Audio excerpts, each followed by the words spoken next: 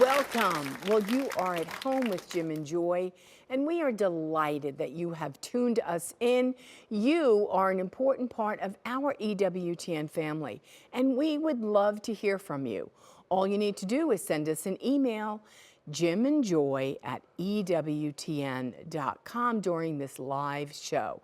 Tomorrow, we will celebrate Saint Valentine's Day. Yes. And so for all those in love, wanting to be in love, all those marriages out there that need to be blessed and celebrated and thanked, it's good we're going to be married 40 years yeah. this July. Yeah. Straight out miracle, because it's Jim and Joy and Jesus in that marriage that make it so I've work. loved being married to you. I love being married to you too.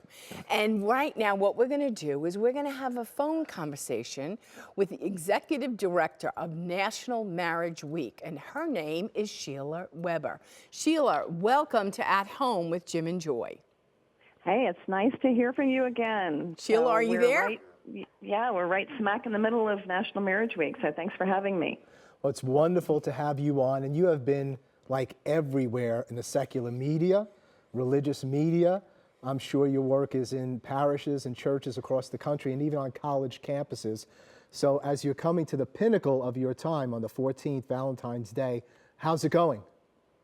It's going great. We have a lot of new energy this year and hundreds of events across the country, and I want people to know, if this is the first they're hearing about it, that this is still a great time to learn, because we use this week to get people's attention as to why marriage is so beneficial, and that it lifts women and children out of poverty, and we want to have people find more success. In fact, this year, we sort of have a new message, which I really love. We have a little video we just put up on 8 couples of young couples telling why marriage is worth it to them.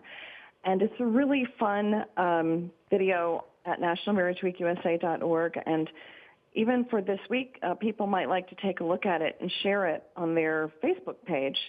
So there's still some things we can do to spread the word and get people to feel more positively about marriage, and then find resources if they're needing help for their own marriage, or if they want to reach out and help a friend. Well, I know that in our own diocese here in Birmingham, our Bishop, Robert Baker, has had couples come from all over the diocese to renew their marital vows. And so he's taking a lead in that way. What are different churches and dioceses doing? Yeah, in fact, we're so excited that, again, the U.S. Council of Catholic Bishops sent out a bishop's letter, and we're finding that so many Catholic parishes are really getting involved with Marriage Week, and especially Marriage Sunday, like you said, having a renewal of the vows ceremony. If anybody listening to this would like to launch a marriage class or a home group at their church, I know that For Your Marriage has a lot of resources for the Catholic Church.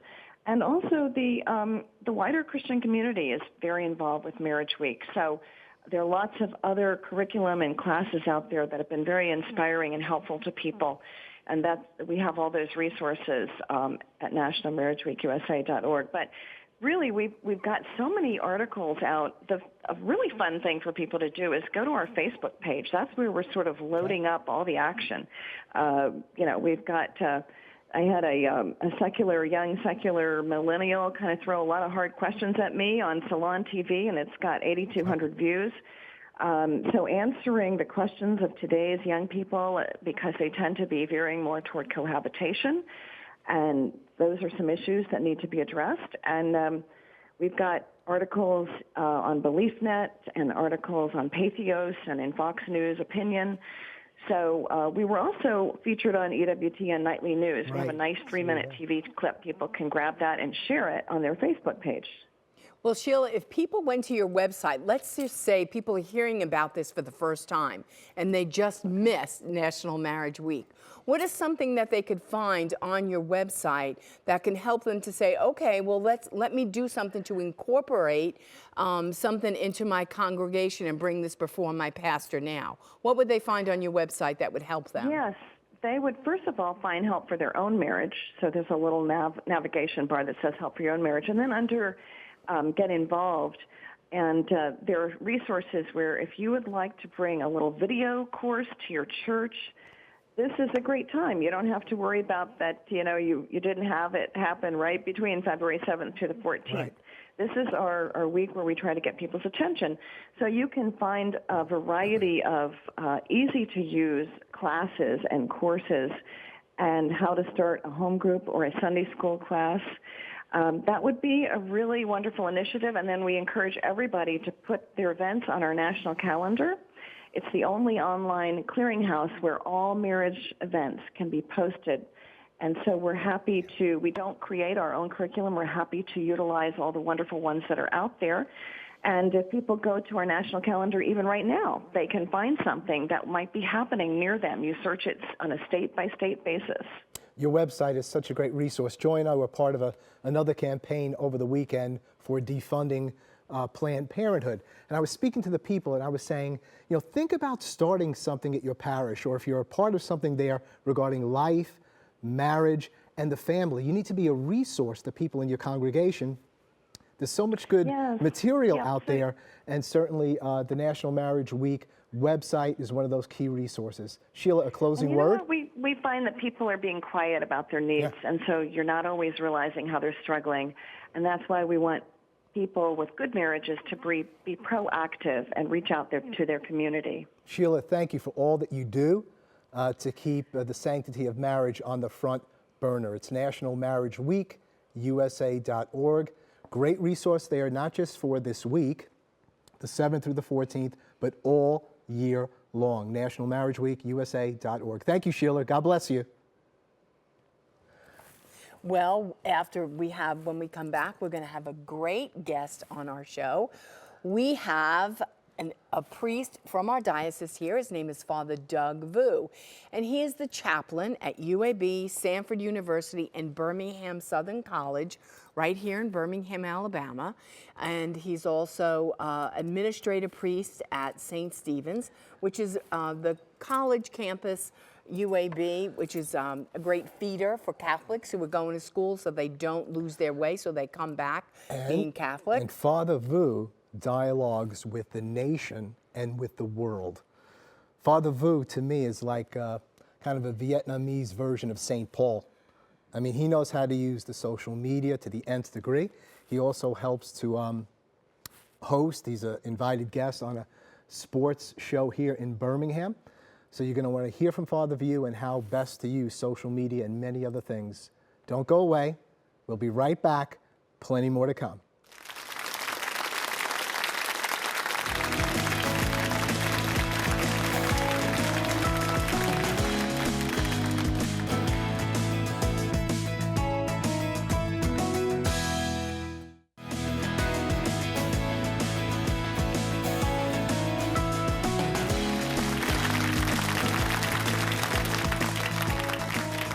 Welcome back. Well, you are an important part of our EWTN family, and during our very live broadcast, we would love to hear from you. So if you have a question for today's guest, Father Doug Vu, give us a jingle right here during the live broadcast at 1-800-221-9460. If you're calling outside of North America, you can reach us at area code 205-271-2980. You can always send us an email, jimandjoy@ewtn.com, and hopefully we will use your question right here on the air. Well, I'm excited to bring to you all, we all know him very well here in the diocese. He is the king of social media. Father Doug Vu, he's the chaplain at UAB, Samford University, Birmingham Southern, which are all local colleges here. He's also the administrator of St. Stephen, the Martyr Catholic Church here in Birmingham, which we go to from time to time, 5 o'clock on a Sunday night, which is nice. Well, Father Vu, welcome to At Home with Jim and Joy. Oh, thank you so much, Joy and Jim, to invited me to be your guest here on your show. Well, we are delighted. Now, I want our family at home to know you. So I want you to tell us where you were born and raised. In a Catholic family, you're one of 12 children. You're number 8, I believe, right? Yes. Okay. And so tell us about your journey growing up in a Catholic family, being called to the priesthood. We want to know the real Father Vu. The real Father Vu. Well, in Vietnamese culture, they say when you visit someone's house, you bring them a gift. So I Okay. just came back from Walt Disney World with the John Carroll Catholic High School dance team. So I brought you, see, it's a Valentine weekend. I think we should make this show really fun for all the couples out there. So There you go. Try this. I brought you this so you And can. don't I need this? Yeah, yeah, you This can- I like it. It's yeah, got a yeah. lot of bling. Yeah, and here you go, Jim. This is for you Wow. here. You both of you can look cute little Mickey Mouse couple here on the air. Huh? There we go. Hopefully, people at home enjoy. All the way from Florida. Oh, you're just too cute. This is cool. How cool. So, but you'll tell our audience why you were down there. That's right. Right? That's right. Look at those big hands. You can't hold my can't hands get with on the these wrong- big hands. okay. You got to go like gotta this. go Your like this. thumb goes in there. It's like I think- teaching your I child think how to you put had on it wrong- I got it glasses. the wrong way? The other way around. Oh, that's okay. I'm not changing it now, Florida. Forget it. I got this. That's all I'm doing. So, That's so what all I'm of you, doing. I know that our previous speaker on talk about marriage and relationship, and congratulations for being married for 40 years. So you can see marriage is a lifelong journey. Even learn how to put on the clothes on the right side. But no, thanks for asking. I just came back from a trip to Orlando with the John Carroll Catholic High School, local Catholic high school. They asked me to be chaplain with them. So we traveled with 3 teams, about 45 students and maybe 40 some parents. And we spent 5 days in Orlando at the national dance team competition. And I celebrated Mass for the children on Friday night, and I say Mass on Sunday about 2 p.m. local time there in outdoor in a soccer field. Yeah.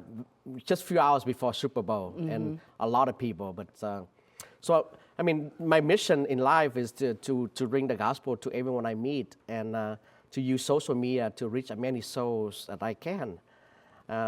I born and grew up in Vietnam. At the end of the Vietnam War, I born in 1971. The war will end in 1975. And, grown up in a poor country, I always hope and pray that one day, just one day, I have opportunity to live and work in America, in a freedom country, in a country that's so blessed. And so I pray about that many, many times. And so the Lord gave us an opportunity to migrate to America, and I'm happy to be here. And my family is wonderful, and we've been Catholic in Vietnam probably about, my estimation, about 150 years. My great-great-grandfather was converted to the Catholic faith to some of the missionaries from Spain, from France, from Portugal. And I know it's, now St. John Paul II canonized 118 Vietnamese martyrs. And one of my patrons saying is St. Andrew Dung Lac. Because my Vietnamese first name is Dung, but when I came to America, I changed into Douglas, so easy for an American person to call me. So. Well, I was very interested in hearing you share about your own journey and upbringing. We need to just pause. We think of the Vietnam War, which was really, from a little bit of study that I did recently, is known as the Indochina War. It's kind of the second one. And I went back to the first Indochina War and just learned a little bit about that. But it seemed that that was when this partition was made, and many of the French and Catholics moved to the south. Correct. And then the north became this other kind of socialist, communist That's right. place. And then I didn't even realize it, and I was alive during the Vietnam War, and when it concluded here in America in 1973, that was my year to be drafted to go, and it concluded at that point. We thank God for all those who've served, who lost their lives. But the second Indochina War, as we refer to as the Vietnam War, that was like from 1955 or 7 through 1973 for America, and then 75, the final ending of that. Just so long. And I read that we've lost over 50,000 men in the war from America, and 1 million to maybe as many as 3 million Vietnamese, Laos, Cambodia.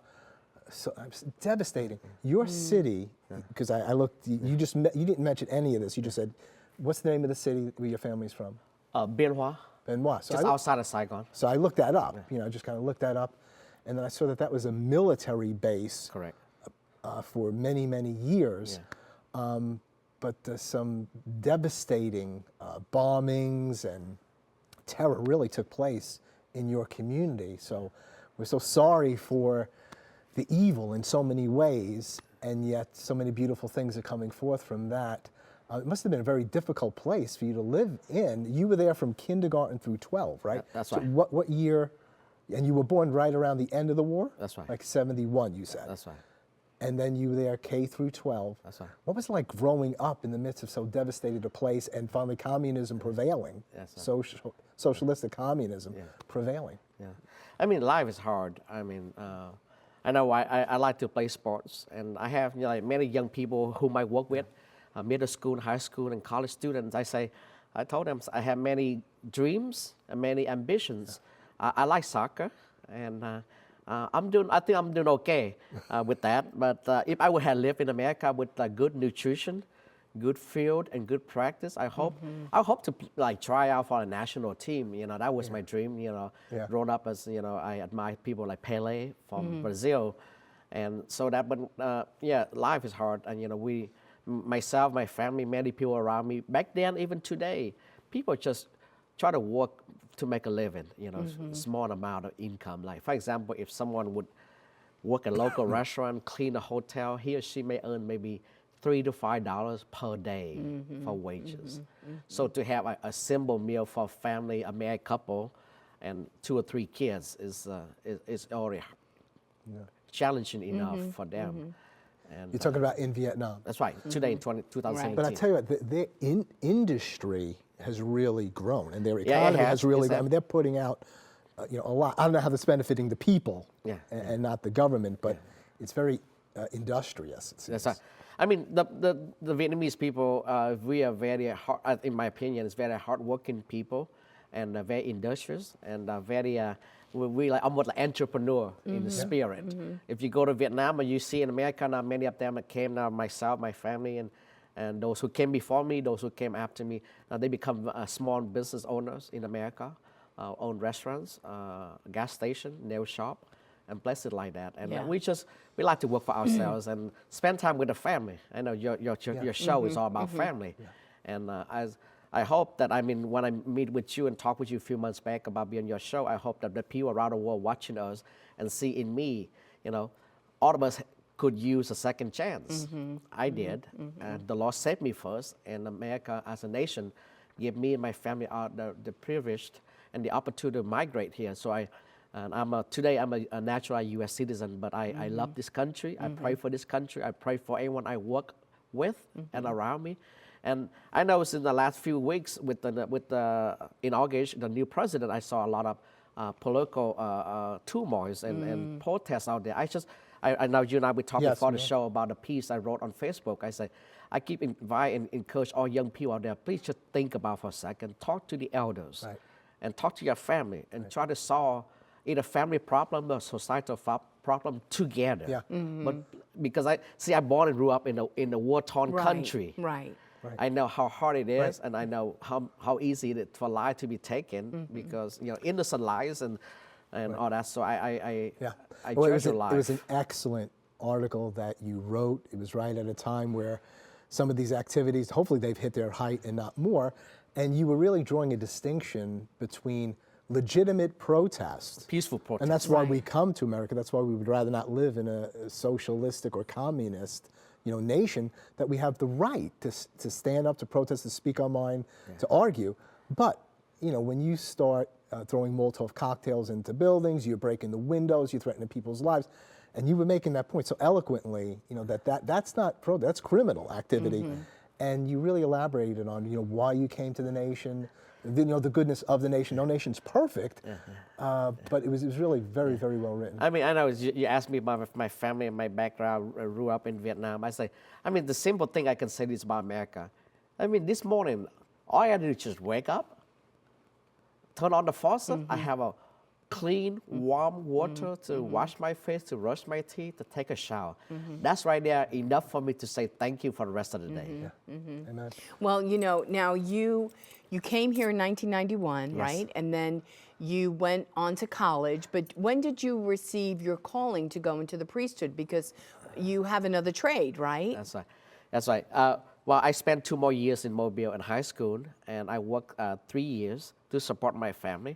I call it the small family banking system. It means for all new families who migrate from another country to America, probably the first 5 to 10 years, they have to really establish themselves. So all of us adult children in my family go to work on restaurant and gas station. We pool the money together with our parents, and we bought our first home. So we have a place to call home. And after that, I asked my mom and dad for permission if I might go to school, because I like to study to become an entrepreneur. My dream, my hope by that time was to become like a successful businessman like Bill Gates. And that was your education. Your education was in Right. business management, That's why entrepreneurship. entrepreneurship at University of St. Thomas in St. Paul, Minnesota. I was there from 1996 to 2000, and I tried for different things. I played for soccer team there for 2 years, and I was a residential advisor for 1 year, and I was elected student body president my junior year. And with all of this internship and skills, it prepared me for the future. But since it's a Catholic university, so we had the opportunity to stop by the chapel, do the day for prayer, go to mass on Sunday, and I was my team was a group of us set up for mass and assist the priest to set up mass and all of that. So I did that for about a couple of years. And the whole time, anyone around me said, I think you have vocation to the priesthood. And I just try to convince the people back there and say, no, you don't understand. I want to become a CEO of Fortune 500. I love Jesus. I love the church, but I want to pray maybe the Lord will bless me with a happy and holy marriage and work well, have enough money to support myself, my family, and to assist anyone around me and moving forward from there. But the seed of vocation is always in me, and we go through that. So probably about from when I left college and working in professional life until 2005, the burning, the desire to become a priesthood. And one day I talked to a local priest, and just to pray and discern my future, my vocation. And he introduced me to Scripture. And one of the verses of Scripture said to me this in Matthew chapter 10, verses 8. It said, "Without cost you have received, without cost you are to give." At that moment, then I understood that. Because I had received life from God, I received the baptism through the church, it's my turn now to share that with everyone I meet. And I feel it's become a sacred duty, become the invitation, become a call. So I will explain to young people around me, I say, they were asking me like to fall in love with Jesus, just like you both been fall in love. I know you dated about 6 years before you get married. So in a sense, the Lord will like courtship me and say, son, I know your ambition, you have a lot of skills, you like life, you like to having fun, but would you, in your humility, accept my invitation to study and to be ordained a priest, so you can proclaim the gospel, you can celebrate mass, you can bring the sacrament to the people, but after you're done with all that, you still can have fun, go on a trip with students, playing sport, talk about sport, talk about social media. So the Lord, the bottom line, the Lord Jesus loved me more than I can ever love him. But it's really a two-way relationship, very mutual. It rolled over the years. And I fall in love with the Lord because he's a very persistent lover, if I can put it that way. Yes. And your family, you had good support from your family? Yes. They're in Journey? Mobile? Yeah, they're Mobile. Yeah, so my parents and all my siblings, they live and work in Mobile or around Mobile. And growing up in a family of 12 children, my mother, Vietnamese, and she watched EWTN daily mass. So tonight when I got home, I had to call her and tell her when the next time the show will replay so she can watch it. And my mother would tell children, she always put out her hands like this. She say, every morning, she wake up, she pray in Vietnamese. She say, "Dear Lord, you give me and my husband 12 children, which she only has 10 fingers." She tries to say, "This is a lot of children." She says, and I pray that you will bless them, help them to grow up healthy, happy, and holy. And whatever vocation you wish each of them to receive, you encourage them, you support them, and I will give back to you because you give me the gift of 12 children. And so my mother always think of life as a gift from God, and she think of her children as a gift from God. And she always say, whatever vocation, she never forced anyone to make any vocational choice that we don't want to do. But she say, if the Lord call you to a marriage, have a happy, holy marriage. The Lord call you to the priesthood, become a good and holy priest. So that my mother always do that too. I remember when I was very small. That's how she prayed. Father, share with us again just your job description here in the diocese. Yeah. And what you're doing. Right now, I'm an administrator at St. Stephen the Martyr Catholic Chapel. We celebrate our 25th anniversary this year, and we're a small chapel. We have maybe 30 or 40 families who go there every Sunday Mass with us. And our mission is to bring the gospel and to evangelize college students in the area.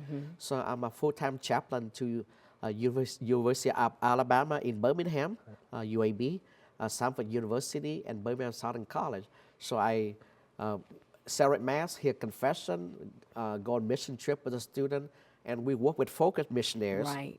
And we have 4 focused missionaries, and they assist us to have a Bible study with college students. The idea is, I hope the people who are watching us around the world say, if nothing else I can get out of this show, this is my main message, is this. Dear families out there, dear parents, please love your children. Keep in touch with them, encourage them to continue to live and practice their faith when they get to college. Right. Because in this southern region part of the country, Catholic's faith is very small population, so many 18, 19, 20 years old when they get to college. People challenge their faith, ask them some questions they're not familiar with or not be ready to answer. Some of them are influenced by bad friends will quit practicing their faith. So our job and our mission is to almost like revitalize the culture. So please love Jesus. Not only love him while you're in college, but moving on with your life and your career beyond that. That's our mission. And so I work in and out of the city of Birmingham. I travel and we have Mass on campuses. We do I attend many sport events with the student and just to support them, encourage them, and to say, again, to bring the gospel, just like you said beginning of the show. I'm a mini version of St. Paul, you know. One hand I have a gospel, the other hand I like to play sport. Right, right. Well, I tell you, it's just such a critical time when our children go off to college. And, oftentimes we say we don't want to proselytize, bring people into the Catholic faith. But our parents need to understand when those kids get on campus, there are those who want to proselytize them in another way. That's right. So let's pause at this point. We're speaking with Father Doug Vu, chaplain at UAB, Samford University, and Birmingham Southern College. Father Vu uses social media to dialogue with everyone throughout the nation and throughout the world. We'll be right back. Please don't go away. Plenty more to come.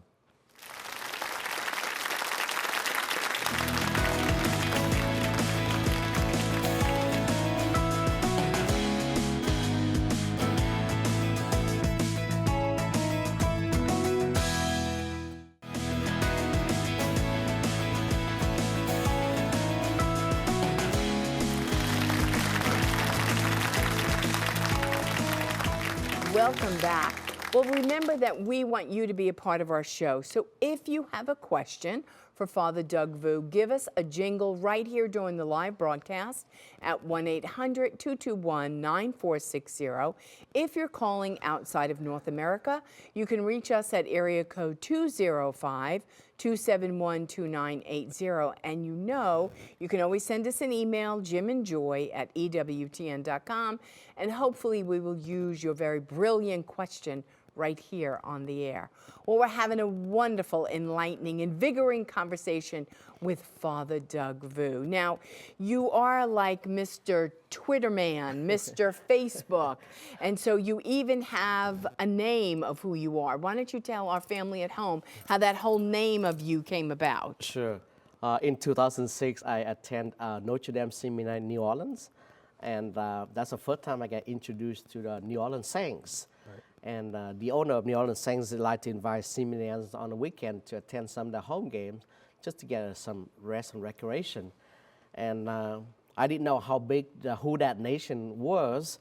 And everywhere I walk, people always chant, who dat, who dat. And one day, being funny with them and with my last name, I just turn around and say, Vu Dat. And it become a nickname for them and for me. Vu Dat Nation. That's right. Vu Dat Nation. So when I get on radio and TV, people are asking me, what would you like your Twitter account to be? So I say, well, many famous people around the world always try to call themselves, nation or whatever. So I say, why don't we call it Vu Dat Nation? So it become my nickname. And so when I travel around the world, I know some reporters from EWTN in Rome. I visit Rome in 2015, and they introduced me, and they took me to visit the Vatican press office. And so I tag and tweet and since then, again, every day I pray with the scripture. I look at verse of scripture. I take some verse of scripture and I try to encourage the word. For example, this weekend, work with college students, high school students.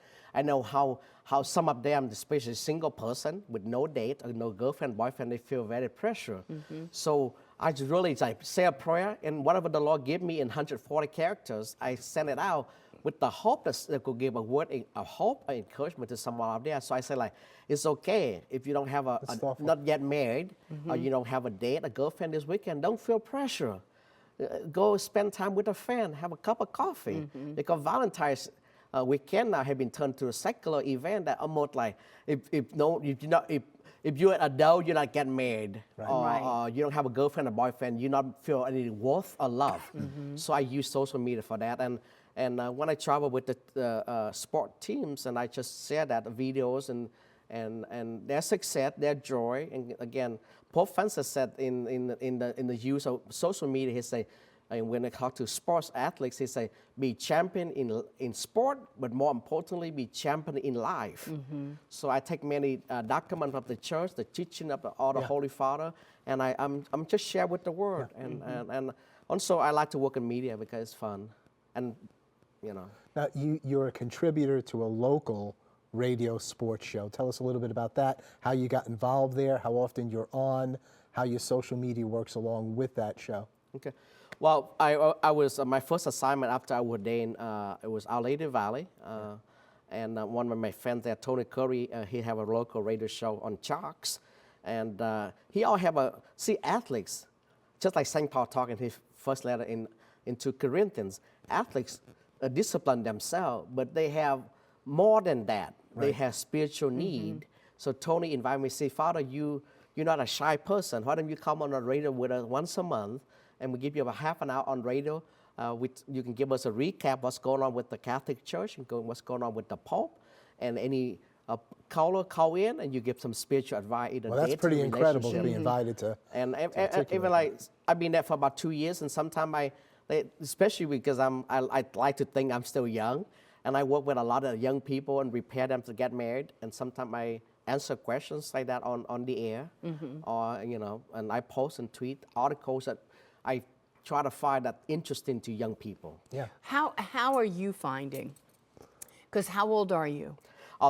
I'm 45. Okay, so you're not a millennial, right? You're past being a millennial. Millennials between the ages from 18 to 34, right? Okay. How are you finding how millennials communicate? So, because people at home going, why don't we just pick up the phone? How do they communicate?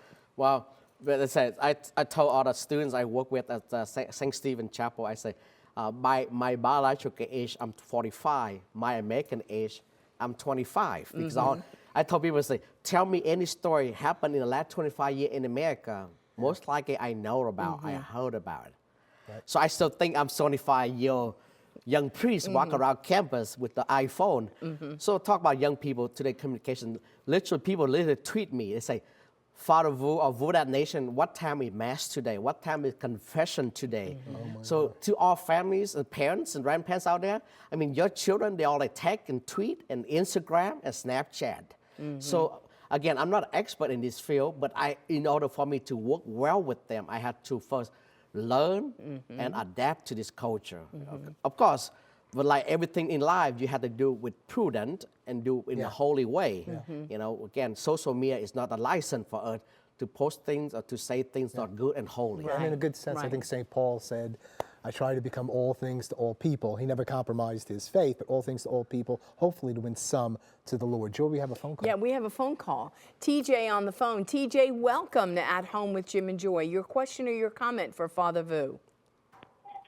Yes, I wanted to know how daily does he visit all the colleges and churches? He wants to know if you daily visit the colleges and the churches. What's your day-to-day schedule like? How do you reach all these people? Well, we have our daily Mass Tuesday to Friday at our chapel. On Tuesday and Thursday and Friday at 12:30 p.m. So college students in the area and all Catholics invite. And our chapel open from 9 a.m. to 6 p.m. Monday to Thursday for college to come by. And we have a student lounge. It open from 11 a.m. in the morning until 9 p.m. for come by for play a game of pool, a game of ping pong, Bible study. And I go to Samford University once a week on Thursday. We celebrate Holy Mass there for faculty, staff, and students at 10 a.m. on Thursday morning, right there on campus.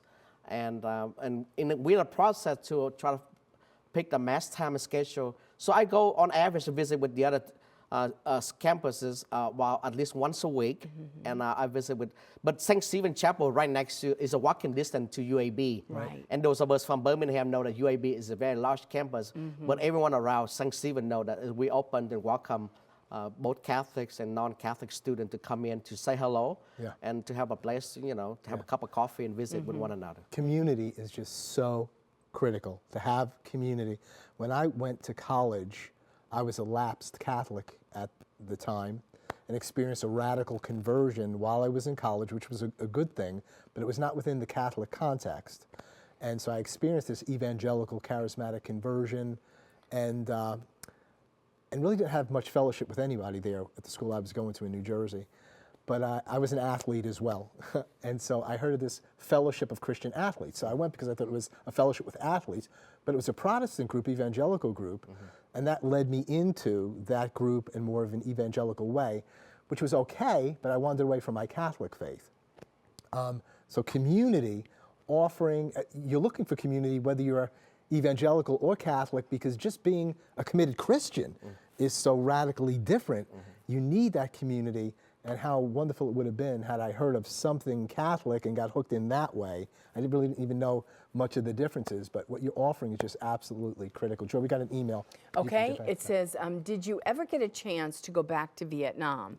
And does the government allow the church to freely carry on her mission there? And this is Anna from Ottawa, Ontario. Well, Anna, thanks for your email. Yes, I've been here in this country 25 years. Last year, I took my parents back to our home parish. I said Mass of Thanksgiving at the church where I was born and grew up, were baptized. In Vietnamese, it's called Giáo xứ Bắc Hải, Bắc Hải Parish in the small city of Bien Hoa, Vietnam. So I came back, I spent 2 weeks there. Today, my estimation is of the Vietnamese Communist government in Vietnam, they tolerate the church and the Catholic faith. Very much, as a visitor, I had to be careful where I visit, whom I visit, and what can I say, but I don't have this freedom like in this country, like we are here on your show right now. But the government, very much, it seemed to me the government over there tell the local bishops and the priests that say, proclaim the gospel, have an activity but within the confine of your parish. But do not go into the marketplace. Do not write any article or publish any books, because they always worry about, the priest or the bishop might teaching people, how to, protest against the government. So I think the bishop and the priest that try to be almost like political polite to the government, so that they give us, so that the people still can go to church or temple. Many people there are Buddhists. They can go to temple and worship their deity at the temple, or go to Catholic church for mass. But just how to do it in a polite and quiet way, but not to say or do anything too big. Yeah. Which is what numerous people are proposing in the United States of America. So they're saying you have the freedom of worship, in your congregations, whatever you want to do. But the Constitution says we have the right to the exercise of our religion. Exercising your religion is different than the freedom to worship. Thank God that you're able to do that in Vietnam without a total attack on that. You take it as far as you can with this persecution. But people are trying to twist our liberty to say, yes, you need to be like Vietnam. Just do what you're doing in here. Don't take it to the marketplace. Don't exercise your faith. Don't be in the realm of argumentation and proposing. All we want to do is propose what we believe in. We don't want to enforce it. We just want to propose it and put it out there. And I think we're in a time, though, where we could have some movement at this point and say, no, we want the Constitution as it is. We want to exercise our faith equally with everyone else. Yeah. Well, that's the reason why those that follow me around the world, and I have very important people around the world that follow me and interact with me. Some archbishops and bishops around the world follow with me, and we share our tweets and our ideas, our thoughts together. I always tell people, say, we need to live in a culture of encounter, culture of dialogue. In fact, if those of you who follow me on my Twitter account, Vu Dat Nation, I would tell people, say, my mission in life is to dialogue with the world using the Catholic faith and sports.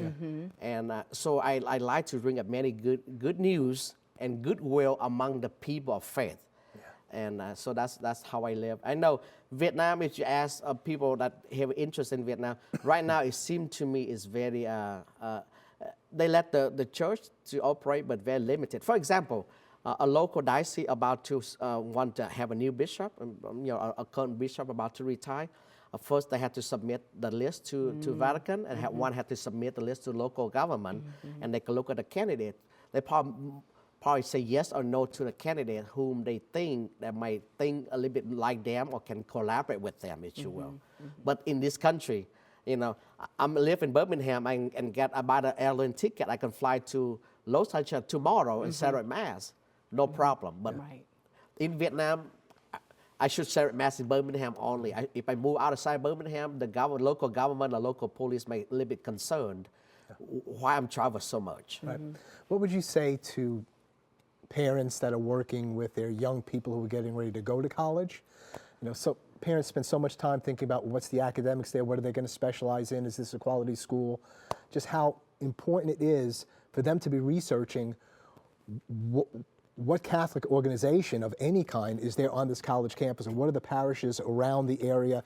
How important is it that they're thinking that maybe the church is first place in what I think about a college or what's surrounding them? How critical is that? What advice would you give them? Well, I would advise to all the parents and families out there, first, parents have a first sacred duty to form their children in the faith. At the day of baptism, we make promise to the Lord and to the church that we will raise their children in the faith. So from kindergarten up to 12th grade is a very, very important and critical years. They have to teach their children about Jesus, about the faith, invite them, encourage them, support them. Even they may involve in athletic events, travel with them, but do not miss Sunday Mass. That's the reason why this past weekend I decided to travel with the team so they will not miss Sunday Mass. So they had to do that. And number two, when your children are about to get to high school year before they get off to college, visit the local university that have a priest like me that work there. Introduce yourself, attend Mass with them. Let them have some of that experience. So maybe by the sophomore, the junior year, say, son, if you go to college, I would like to invite you or daughter to attend a university that has a faith community like this. You study during the day, but at night you have a place to rest, fellowship, and you have a place to go to Sunday Mass, and continue to keep up with them. Dear parents around the world, please keep up with your young people. Send them an email, give them a phone call, encourage them, support them. Don't let, in American culture, sometimes the Western culture, we think freedom is just a license to do whatever we want to do. That's not true. When we got to that independent age, 18, 19, we should say freedom to do what we ought to do. So I encourage all young people to continue to live your faith, get to know your local priest, and go from there. And what a comfort it would be to know that our children are hearing from someone like you. Because I know what you just said to us is what you're saying to them. Freedom is not just freedom to do whatever you wanted to do. Freedom is a responsibility in the Lord and those kinds of things. Just critical to get them to places where that guiding star is still there and not out. I think we're going to take a break at this point. Plenty more to come with Father Vu. Don't go away. We're going to hold him over. We'll be right back.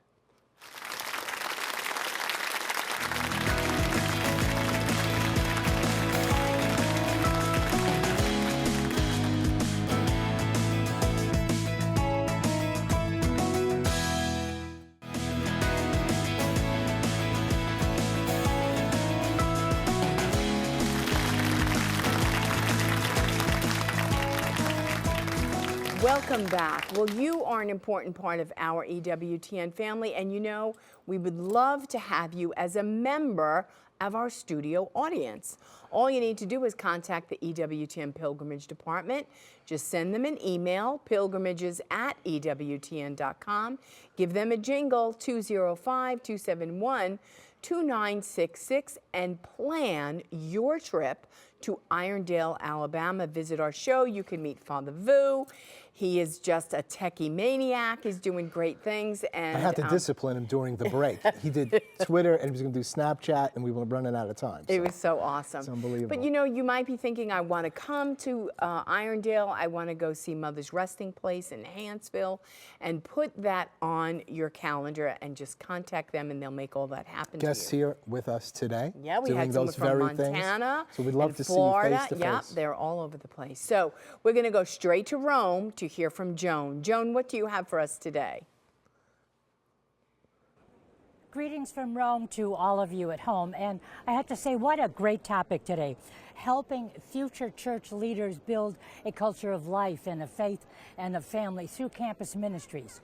And congrats, of course, to my friend Father Vu for his campus ministry and his presentation today. And of course, a big focus of this is Focus, the Federation of Catholic University Students. They do so much work in this field. I've known their founder, and I know a lot of their missionaries. And of course, as Father said, and their website says, they are a collegiate Catholic outreach.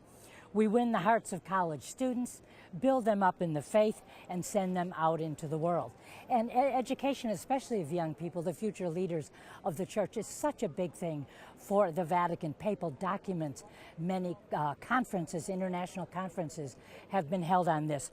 There's a Vatican Council II document, Gravissimum Educatione, which urges pastors of souls, quote, to ensure that Christian education is enjoyed by all the faithful, and especially by the young, who are the hope of the church. And we know that for John Paul II, the young were indeed the hope of the church and the future. He talked about this often to bishops, and to one such group here in Rome on their ad limina visit, he said, bishops should take a personal interest in the work of university chaplaincies, not only in Catholic institutions, but in colleges and universities where Catholic students are present. He said campus ministry offers a notable opportunity to be close to young people at such a delicate time in their lives. And for example, the former Pontifical Council for Migrants, which by the way included students, they've organized many international meetings on the topic of campus ministries, campus chaplains, and so forth. And by the way, that council is now part of the new dicastery for integral human development. Well, how important can a campus minister be? Not long ago, a Father David Konderla, he was a longtime campus minister at Texas A&M. Well, Pope Francis named him as the new Bishop of Tulsa, Oklahoma. So that's how good a job they can do in campus ministry. Time's up here, so back to you at home. Well, Joan, thank you for a wonderful report, friend of yours there. And it's beautiful to hear all that's going on in this area of reaching college students, young people, social media, the Holy Father. Your work is really at the very heart of what's going on at the Vatican. Yes, I'd like to quote Archbishop Amon in New Orleans, and when he worked with middle school, high school, and college students, he reminded families that people always think a college student is the leaders of the church tomorrow. But Archbishop Amon likes to remind us that they are our children and they are the church of today. Right. If high school student, college student know Jesus, love Jesus, and make a lifelong commitment to become a missionary disciple for the Lord to the group, just like Focus missionaries that we have around the nation and around the world, then that will launch them to be continue to live their faith and to share their faith with everyone they encounter. So that's the church of today. Yes, to work with young people is challenging, it's long hours, and sometimes small campus center like me or Newman Center around St. Stephen or around the world, the staff is limited, the funding is limited, but I invite all families, all bishops, all priests, all religious brothers and sisters around the world, and you're watching our show, please pray for college students. Please come and visit any local center where you live and spend some time with us. Encourage us, invite many of our young people to consider vocation to the priesthood religious life. And you can see I'm very passionate about this field of work, and I hope the Lord will bless me, encourage me, so that I can continue to encourage many young people, like John said, to love the Lord, to live in the church, to be wonderful citizens of our world. And hopefully one day we all go to heaven. Are you finding with your work with the college students, as you have the opportunity to share with them, even as you're sharing with us that they're rising up to the challenge? They want the challenge? I think so. Young people, if when they get invited, just like athletes, when their coach, like the kind of sincere kind of, the coaches really love them, encourage them, support them, and the same with college students. If you give them a mission, you challenge them, say they can change the culture. You know, they can be like 2 Sundays ago, the gospel reminded you need to be a salt for the earth and lights for the world. Right. And I see that because as I travel and been training with the focused missionaries around the nation, I mean, this past month I couldn't go, but there was like 6 conference in San Antonio. That's about 13,000 college students around the nation. They come together 5 days of prayer, of worship, and they learn a lot about their faith and how to share their faith they go back to their own campuses. Well, it's so crucial because in college, you know, those are the time when you slip away maybe from your formation and just saying, well, maybe not everything my parents taught me is right, or I don't know if I believe everything the Catholic Church taught me. And we have found out our average age client, and we run a pregnancy medical center, are students between the ages of 19 and 24, and who come up maybe in an unplanned pregnancy because they made a choice different from what their faith teaches, because they're out there, and that's where the opportunity where they can share and say, you know, we don't get to be Catholic on our own terms. We have to be Catholic through and through, and we don't get to have sex outside of the bonds of marriage, all the pressures and difficulty as it is. We don't get to abort our babies, and we need to be whole in our faith and know why we believe what we believe, not just we shouldn't, but why, the beauty and the dignity of our own person, so that we can share our faith in We're boldness. going to have to pause at that point. That's exactly what Father Vu believes, and he shares it. Father Vu, give us a blessing to close the show. Good. The Lord be with you. And with your spirit. May Almighty God bless and protect you and your families, especially our high school students, college students around the world. May the Lord bless you, inspire you that you will love the Lord Jesus. You live and practice your Catholic faith in the church, and you help us to evangelize to as many people we can. May Almighty God bless you all, the Father and the Son and the Holy Spirit. Amen. Thank you, Father thank you, Vu. Father. Remember that every Catholic is called to be a missionary of human dignity. You're called to take the gospel to the world with EWTN. Bye now.